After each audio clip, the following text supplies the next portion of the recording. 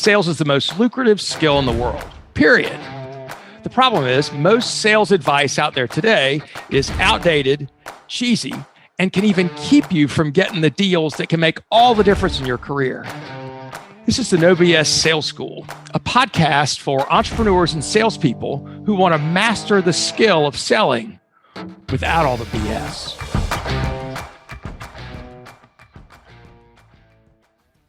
So we're having a No BS Sales Team. This is an interview with David Senra, who is the founder of Founders Podcast. If you are still listening, my guess is you're intrigued as I am.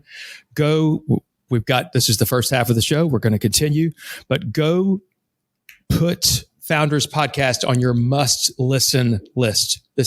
You'll get more of this every single, it's 60 or 70 biographies a year. Back to you, David. So talk about, this is one of my favorite characters, Sam Zemurray, the Banana King.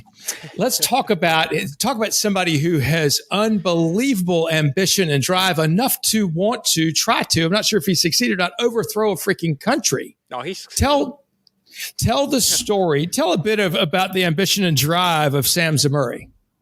So the book that you're referencing is one of the best books. If I was listening to this, if I was the one listening to this, I'd go to Amazon or wherever you buy your books and order it immediately. It's called The Fish That Ate the Whale. Rich Cohen is the author. He's just a very gifted writer. So Sam Zemurray pops up in America at the age of about 18 or 19 years old. He's a Russian immigrant, has no money, shows up in Alabama, right? No resources. He's working at like his uncle's like general store. You know, this is the early 1900s. Mm-hmm. And he's just like, man, trying to do everything. He like goes and like tries to take care of hogs and like haul trash. And just basically, he's like, this isn't good enough. I got to find an opportunity. I'll do whatever I can for money. And so he winds up making his way to New Orleans. And at the time, the port of New Orleans was like a mecca for this company called United Fruit Company, which is one of the world's first truly global, like, what are the words? It's not transatlantic companies. What are the words called? Like global corporations. Global corporation. Multinationals. There you go. Multinational. That sort of thing. And so what they did is like they were based in Boston, but they were hauling fruit, mainly bananas and other things, from South America, from Central America, from the Caribbean, and some of that would wind up in New Orleans. And so he noticed something weird. He's like, you guys are taking all these bananas out. And there's like a subset of the bananas that you're taking off the boat that you're just throwing in the trash, but they look perfectly good to me. And so someone explains to him that those things are called ripes. And what ripes are is a banana that you can eat right now, but you got like 3 or 4 days, and that thing's going to be like, you're not going to, it essentially spoils, right? And so right now he's like, oh, I see opportunity where other people see trash. And so he took a very limited amount of money he has, and he says, hey, I'm going to buy these. I have to move fast. I have to get them to market within like 2 days and sell them all. And so he winds up buying, like, I think he starts with like $100 or $200, something very small like that, buys a bunch of ripes. I think it was all the money he had, as a matter of fact. So the first experiment, if it fails, he's done. And they thought he was a fool. Yes. But the people are like, why would you pay us? We throw this shit away. Why would you even pay it? But they're like, what a fool. Exactly. Oh, you're giving me money for trash. Idiot. That's fine. Here, I'll take your money, dummy. I'll never see you again. Exactly. And so that's where I got the maxim. It was a calculation based on arrogance, because Rich Cohen wrote that in his book, that he saw, that's a literal line from the book. It was a calculation based on arrogance. I can be fast where others have been slow. So think about the mindset you have to have. This is not a normal person. He is 18, 19, no money. He sees this giant, one of the most wealthiest companies in the world, and saying, oh, you're doing the business that you've been in all your life, that you've been building for 3 decades. You're doing it wrong. I'll show you. And he's right. And so he hops on the train and he does something smart. He's like, at this time, it's all telegraphs. It's the main technology of the day is railroads and telegraphs. So he stops at the first stop. He goes, talks to the telegraph operator. He says, hey, I'm coming through with the bananas. Tell the people to meet me on the next stops, because you can know when the train's coming. Yep. Anything I sell by you passing these messages, I'll give you, I think he gave him like 50% of the money. So he aligned his incentives with the person that controls with the other piece of technology he needs. The railroad is the first piece of technology, can go fast. The second is telegraphs go faster than railroads. So then the very next stop, there's a ton of people, like merchants, out there saying, I'll buy your bananas for, half the cost or whatever the case is. And he winds up, I think he turned like $100 maybe into like 1,000. That gives you an example. It's like, oh shit, this works. And then from there, he vertically integrates. He's like, okay, I'll sell other people's ripes. Then I'll eventually buy, but bananas that are not ripe, but they're still grown by other people. And he just goes up. He works in the banana industry for the rest of his life, right? And so he just goes up stack. Eventually, he's like, okay, I'll buy land and do my own banana plantations. Oh, I'll own my own boats. Like I'll control everything. And the advantage he had was he was fighting a company, which is United Fruit Company. The founders of that company met a young Sam Zemurray. His name was Preston. I think it might have been Sam Preston. Or Andrew Preston is his name. Yep. And Andrew's like, hey, who's the Russian? They called him like I forgot what they call him. The Russians. I forgot basically the big Russian. And it's like, I want to meet this guy that's making money off ripes. And so now you have a founder who built the company meeting a younger version of himself. So he's like, I'm going to partner with this guy. And because he sees, right, he's like, oh, this is another me. He just doesn't have access to the resources yet, but he's going to get them. Clearly, he's going to get them. And so eventually the founders of the United Fruit Company die. And so now it's Sam, who has the second largest fruit company in the world at this point, competing with the largest fruit company in the world. But they're like, they inherited the company. They're in Boston. He's in Honduras. He's in the fields. They call him El Gringo because he literally crossed Honduras on a donkey because he was looking for the best land for his banana company. So he's like, and he says one of the best lines. He's like, listen, the reason I do this stuff is because I have an understanding of my business that if you're sitting 3,000 miles away, you could never have. And he says, as long as if you know your business from A to Z, there's not a problem you can't solve. And so he knew he could do every job in the company. Like everything from growing it to he'd be out there hacking bananas with machetes. He's like one of the richest people in the world. He's doing that. And he did that for the rest of his life. So eventually, and then it goes to what you brought up. It's like the level of drive or like this, they're really like psychopathic in many senses. So that's another main thing is like people, and I think you know this because you listen to the podcast, like I'm not idolizing these people. I'm learning from them. And every single one has some kind of weird flaw because all humans do. And so in many cases I try to pause like, listen, that was a good idea in business, but you probably don't want to do this shit over here. And what do I mean? You don't want to do this shit over here. I think it was Guatemala or Honduras. I think it was Honduras first, and he did it later in his career at Guatemala. Central America, they're like switching governments all the time. And the new government that came in is hostile to like his business interests. And so he says, okay. And the Secretary of State and Secretary of State of the United States and JP Morgan have this deal. They have some kind of business arrangement that's happening in this area. So they call Sam Zemurray. At this point, he's like 30 years old. They call him to Washington. And Secretary Knox says, hey, cut this shit out. I don't want you getting involved in Central American politics. Sam goes, okay. So he leaves the meeting. He goes, cut it out. How about I overthrow the fucking government? So then he funded, because he's got a huge navy, or a huge like boat, whatever you want to call it. Boat system. Yeah. Navy. Yeah, Navy. And so he funds this general that used to be a general in Honduras. I think his name is General Bonilla is his name. And he says, hey, I'll give you the money. I'll give you the guns. And I'll give you the ships. I'll help you overthrow them. And if you overthrow them, I want so that coup was successful. And then what happens is once he's in there, the president now gives him tax benefits and land and all this other stuff. So yeah, clearly don't go overthrow other governments. But the point is just like these people are out there and you should know that person still exists to this day. And there's some people that you just don't want to mess with in life. And Sam Zemurray was one of them, because he will literally, if you go against his interests, he will hire men with guns to come get you. And overthrow the government. Yeah. It's like Scarface. So how much does intelligence matter in entrepreneurship and founders? Does somebody's intelligence, if you are the brightest person, is that a help or not? And I know it's a broad general question, but do you have examples of both sides of that?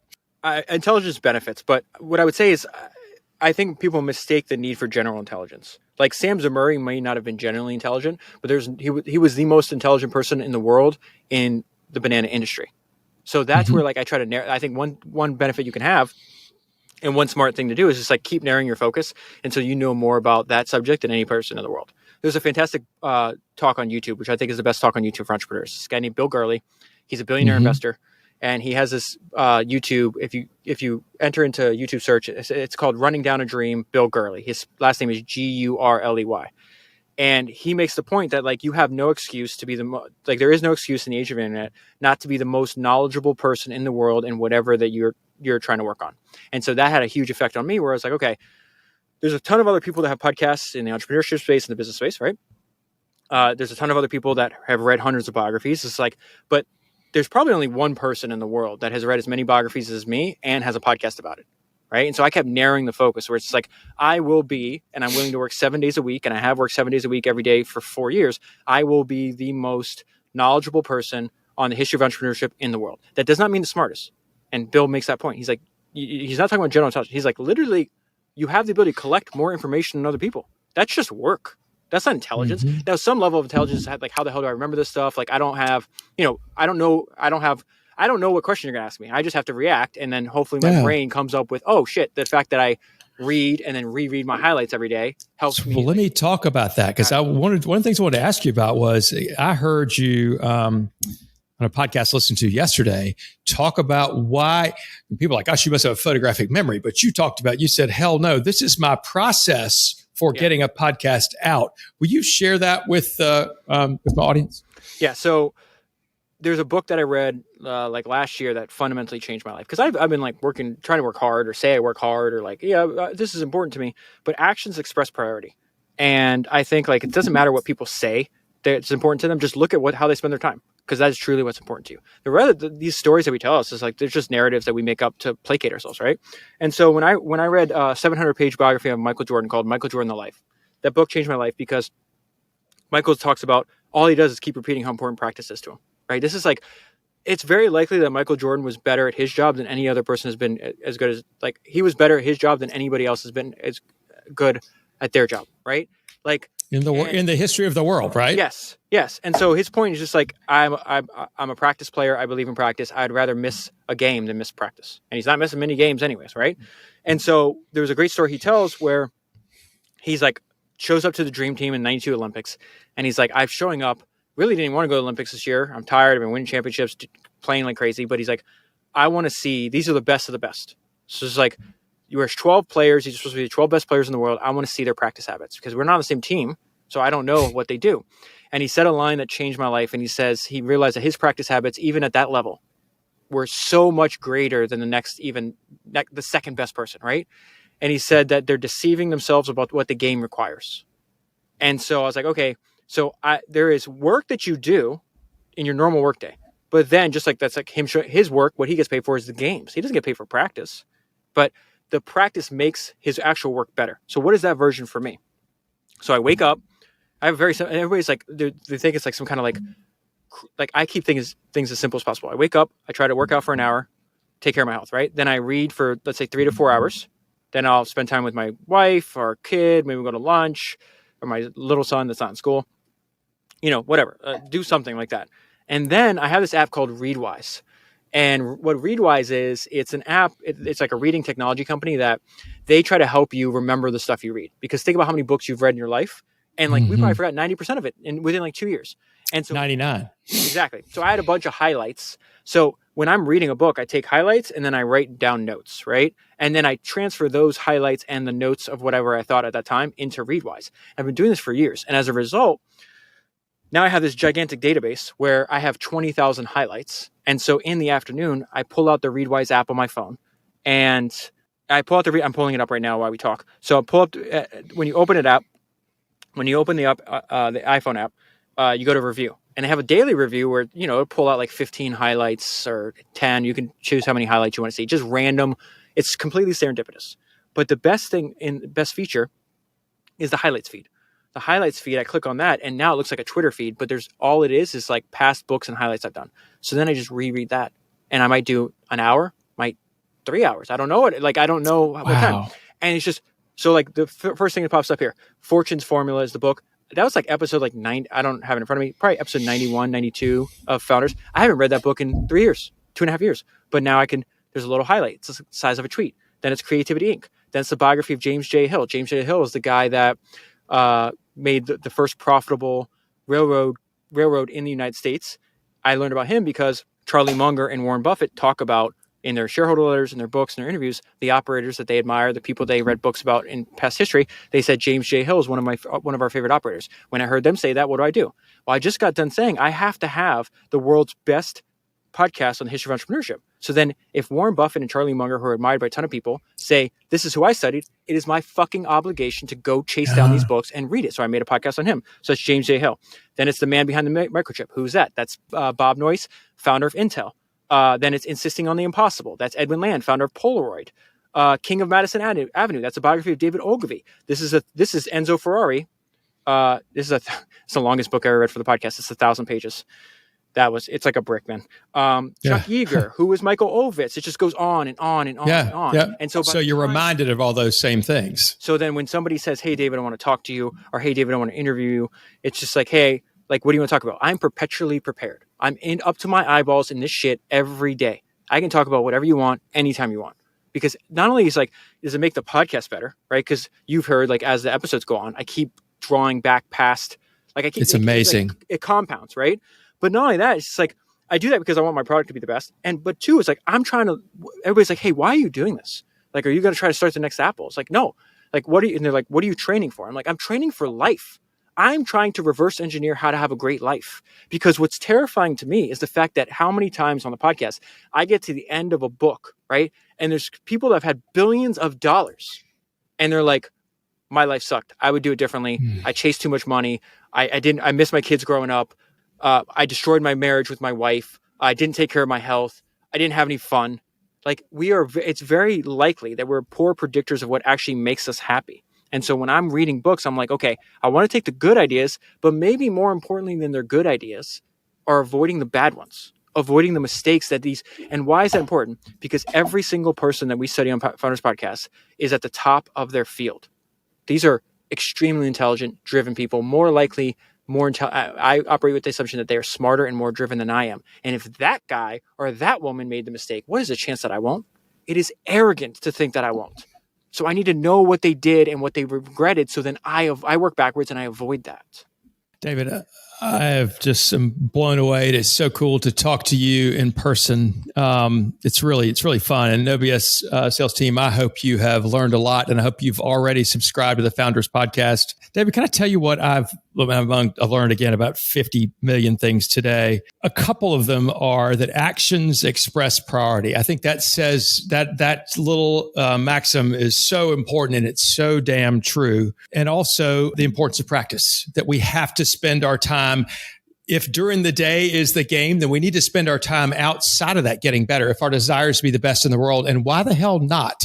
Why would we not want to be the best in the world? What we do, it's ridiculously arrogant not to want to do that. Why would we want to waste our time? David, where could people find you? If somebody wanted to, we'll share the Founders Podcast. Is there any other resource you might point somebody to? So obviously the Founders Podcast is available in any podcast feed, wherever you get your podcasts. I just now got a LinkedIn. So I don't know anything about LinkedIn. I would like, if you guys are on LinkedIn, I'm going to share so basically any kind of social platform I'm on. All I'm going to be posting is like highlights from past episodes. It's all like educational. I'm not going to be talking about my day or any of this other stuff. So it's like very focused. But, you just talked about your day. Yeah. But it's David Senra is the LinkedIn. And my wife's helping with this because I never had a LinkedIn in my life. And then it's Senra. Yep. SEN David and then SENRA. And then every other platform is just Founders Podcast. So Twitter, Instagram, TikTok, eventually have YouTube, but those will all be at Founders Podcast. And again, it's just, you can send me messages or whatever the case is, but it's really just like, hey, we have like this 400-hour conversation. It has all kinds of different little pieces of quotes and little ideas that I just use the social channels as like a reminder. If you listen to the podcast, it's like a companion to the podcast. Like, oh yeah, I forgot. Or maybe I didn't listen to that episode on Larry Ellison or whatever. And so that's the primary thing. It's like, let's wrap all this together because there's just a ton of stuff that's covered and it's only going to get bigger and larger in the future. So that's what I'm using these channels for. But if you're on LinkedIn, that would be helpful because I think there's probably a large a large audience there that if they knew Founders existed, they would enjoy it. This is a free resource that can be a life changer for you. I can already point to a bunch of different ways it has made my life better and helped me have better conversations with people. OBS sales team, if you have listened this far, you too are interested in this and learning about getting better. If getting better at sales is something that is driving you, or you wonder, why in the hell am I wasting time with people that aren't buying? Why am I getting pushed around? Why am I worried about how can I be cheapest when you know that's the shittiest way to sell somebody something? Anybody that just wants to buy cheapest is going to end up being your worst customer, and you know it. If you want to fix that, probably time we had a conversation. Walker@walkermckay.com. check out walkermckay.com for information on our programs. We're starting new ones every single month, including this one. So if you're ready to go, I'm ready for you. Let's have a conversation. David Senra, thank you so much for being on the show. This has been spectacular, and I really appreciate your spending time with us. Thanks for having me. And again, thank you very much for listening to Founders to begin with. That's how we met, and it's just your support has been relentless. So I really appreciate it. I really do. You're welcome. Thanks for listening to the OBS Sales School podcast. If you haven't already, please take 1 minute to write a quick review for the show. It really does make a huge difference. Also, subscribe to the show and please forward this episode to somebody else who needs to hear it. As a bonus for listening, I'm going to give you access to a free mini course, 7 expensive sales mistakes you're making and what you can do about it. Go to www.7salesmistakes.com and get access to the free mini course. That's the number 7salesmistakes.com. Thanks again for listening to the OBS Sales School podcast.